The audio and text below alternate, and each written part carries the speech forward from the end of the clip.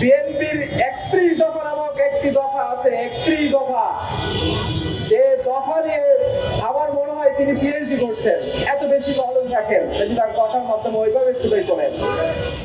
তখন তিনি এই 31 দফা আমরা যখনই কমার কমিশনে দেখতাম কোন দাবি দাবা উত্থাপন হচ্ছে, তিনি বলতেন যে আমাদের 31 দফা অমুক দফায় আছে, এটা আমাদের প্রধান নেতা অমুক সময় স্বপ্ন থেকে এটা বাস্তবায়িত করার জন্য তিনি লিখে গেছেন।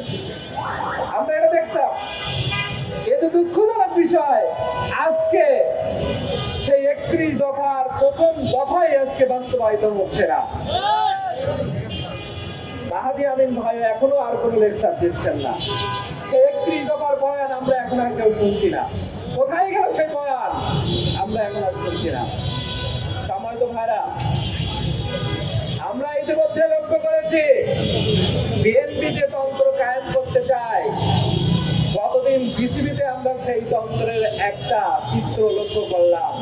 বিএনপি চেয়েছিল না জাতীয় নির্বাচন যেদিন হবে ওই দিন এই গণভোট হোক।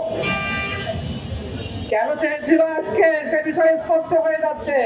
তারা গণভোটের রায় অপেক্ষা করার জন্য তারা এই চক্রান্তটা সেদিন করেছিল। আমরা সেদিনকেও বলেছিলাম যে এই বিএনপি এখন আর নিজের মত মতো করে চলছে না, তাদের মাথাকে অন্য দেশে বর্গা দিয়ে আসছে। গণভোট হয়ে গেল, এখন সেই গণভোটের রায়ে বাস্তবায়িত করার জন্য তারা কলবেশি শুরু করছে। প্রধানমন্ত্রী কিছু বলছেন না, তিনি শুধু দেখি চেয়ারে এক সাইডে মোট একটু খারাপ করে বসে আছেন, মাঝে মাঝে টেবিল চাপড়ান, মাঝে মাঝে মোবাইল দেখেন, মাঝে মাঝে সংসদে বসে পত্রিকা পড়েন। কি চলছে দেশে আমরা কিছুই বুঝতে পারছি না। এদেশটা এখন কাদের মাধ্যমে চলছে? এদেশের মূল মন্ত্র এখন কাদের হাতে?